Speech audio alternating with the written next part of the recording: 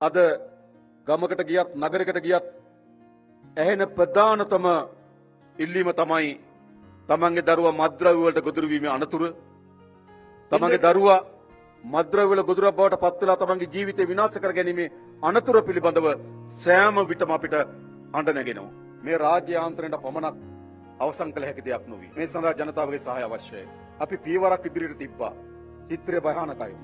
මේ කළු ව්‍යාපාරය සෑම තැනක අතුරු පතුරු විහිදුවා පැතිරී තිබෙනවා.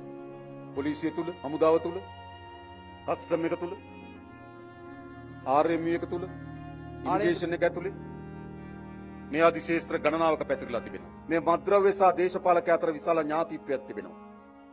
විශාල මුදල් සංසරණ වෙනවා. නිල හමුදා කඳවුරු වල තිබෙන අවි ආයුධ පාතාලයට එනවා. අපිට තෝරාගත හැකි මාවත් දෙකක් තිබෙනවා. මේ නොදැක්කා වගේ ඉදිරියට යන එක. එහෙම නැත්නම් මේට එරෙහිව සටන් කරන එක. මොකද අපි කළ යුතු වන්නේ? මොකද කරන්න ඕන? එන්න. අත්තරින්නද? මතක තබා ගන්න මේ තබන ලද පියවර කිසිසේත්ම ආපසු හරවන්නේ නැති බව. රටේ ව්‍යසනයක අවසන් කළ යුතුයි. ඊළඟ අපේ රටේ මේ දුප්පත් භාවයේ ප්‍රධානම සාධකය අල්ල සහ දූෂණය. ඒ පැතිරී තිබෙන ඉහළම දේශපාලන අධිකාරී සිට පහළ රාජ්‍ය නිලධාරියා දක්වා මේ අල්ලස දූෂණය පැතිරී තිබුණා. ඒ අවසන් කළ යුතුයි.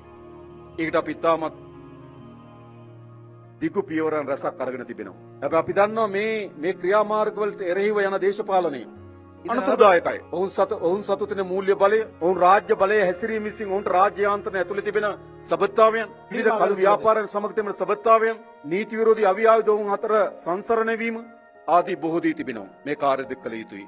ඒට අපි තාමත් නිර්භීත පියවරක් අරන් තිබෙනවා. ඒක අපි නොනවත්වා ඉදිරියට ගෙන යන බව මම ඔබට සපත කොට ප්‍රකාශ කරනවා.